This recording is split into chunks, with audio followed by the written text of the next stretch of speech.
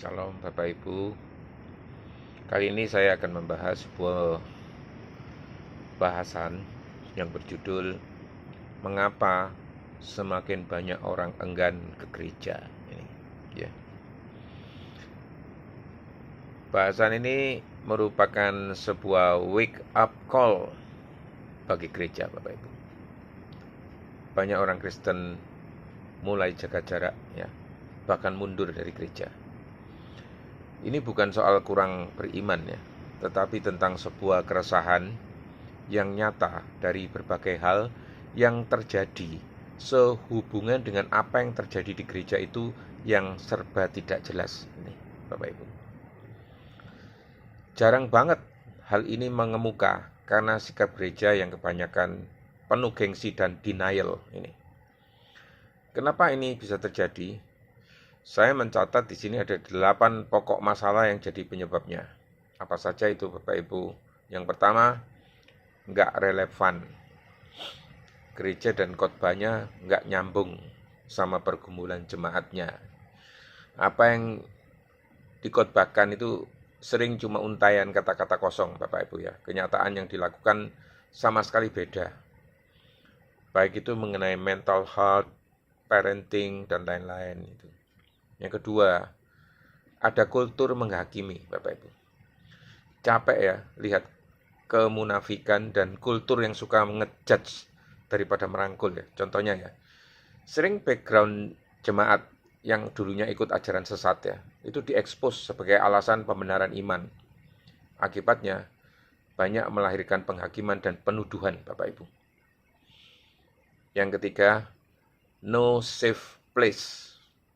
Banyak pertanyaan bahkan keraguan soal iman, tapi nggak ada ruang aman untuk diskusi, bahkan di forum gereja itu sendiri. Yang keempat, komunikasi dangkal.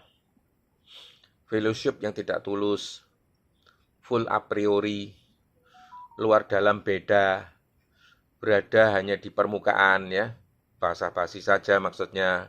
Contohnya, komunitas WhatsApp, isinya cuma makanan jasmani Bapak Ibu. Makanan rohani kosong sama sekali. Yang kelima, birokrasi. Gereja dan leaders yang kaku sehingga tidak mau mendengar dan memahami pergumulan jemaat yang real secara total ya. Hanya kepada komunitas tertentu saja. A priori lagi ini Bapak Ibu ya. Komunitasnya sendiri ini yang diutamakan. Yang keenam, money oriented. Message gereja yang terlalu sering bicara soal uang dan berkat jasmani, termasuk di dalam pelayanan kasih ini. Yang ketujuh, eksklusivitas. Gereja dan leaders hanya mementingkan golongan tertentu saja, misalnya para donatur. Yang kedelapan, echo chamber. Gereja dan leaders hanya peduli pada laporan hal-hal baik saja dan bersikap denial atau skeptis terhadap masalah real golongan minoritas. Padahal Ibrani 10 ayat 24-25 menyatakan ini Bapak Ibu.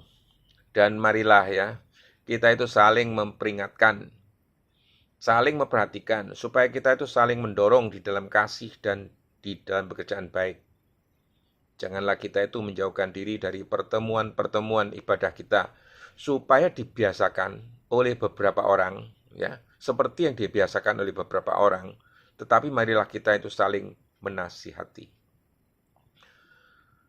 Fokus ayat ini bukan cuma wajib datang hadir, bukan Bapak Ibu, tetapi tujuannya itu adalah persekutuan di dalam Tuhan ya, saling mendorong dalam kasih dan pekerjaan yang baik ya. Frasa seperti dibiasakan oleh beberapa orang di sini, ini yang jadi masalah yang paling aktual di gereja. Jadi gereja itu seharusnya sebuah aksi, bukan sekedar lokasi, Bapak Ibu. Seharusnya jadi pemberi, bukan berharap menerima saja. Ini sering dilupakan gereja. Terus apa yang bisa kita lakukan atau yang bisa dilakukan oleh gereja dan leaders? Karena memang tidak ada gereja yang sempurna, Bapak Ibu. Ya, gereja harus kembali menjadi gereja itu sendiri. Bagaimana itu? Mulai dari jemaat ya, misalnya. Jadilah jemaat yang tulus dan pendengar yang baik melalui kegiatan komunitas yang membangun ini. Dan program-program yang berorientasi jemaat. dan kalangan yang membutuhkan, bukan kalangan yang menginginkan, Bapak Ibu. Cari orangnya, bukan sibuk mikirin acara atau program yang wow. Fokuslah membangun relasi yang jujur dan mendalam di dalam jemaat, ya. Jangan segala sesuatu itu ditutupi dan disamarkan, ya. Nggak perlu event yang masif dan berkesan show off. Apalagi jika banyak kebutuhan-kebutuhan gereja yang lebih penting dan perlu. Itulah gereja yang seharusnya relevan tapi dinamis, Bapak Ibu.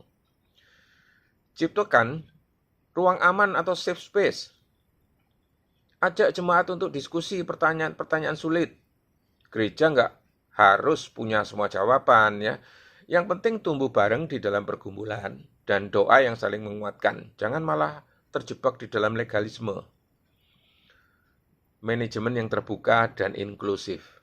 Leaders dan gereja bisa melibatkan jemaat di dalam berbagai pergumulannya secara jujur. Dengan begitu, jemaat menjadi stakeholder, bukan penonton yang pasif. Walk the talk. Leaders dan gereja bersikap konsisten antara ajaran dengan sikap nyata terhadap jemaat, ya. Ketika leaders mengajarkan forgiving, sikap yang konsisten tentu tidak akan membentuk leader yang judgmental. Ini.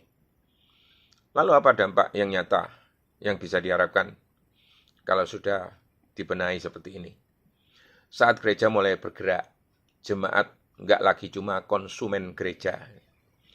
Gereja menciptakan sebuah rumah dengan sebuah ruang untuk bertumbuh, belajar dari kesalahan. Bukan kesalahan lama yang terus diulang dan sama sekali tidak pernah belajar dari situ. Bertanya dan dijawab dengan benar. Saling mengasihi tanpa syarat. Inilah persekutuan yang sejati, Bapak Ibu. Gereja itu sering berlindung di balik kata-kata ini. Jangan berpikir apa yang bisa gereja lakukan untuk jemaat, tapi apa yang bisa jemaat lakukan untuk gereja. Benar nggak? Ini yang keliru, Bapak Ibu. Karena jemaat melakukan ministry bukan untuk gereja, tapi karena mengikut Kristus itu.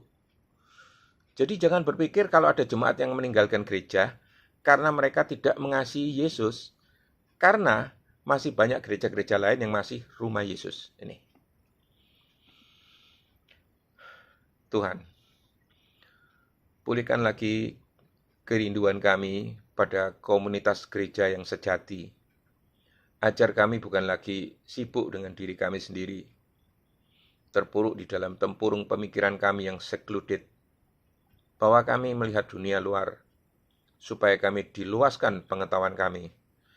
Jadikan gereja kami gereja yang penuh kasih seperti Engkau. Tuntun setiap langkah kami dalam membangun tubuh-Mu. Amin.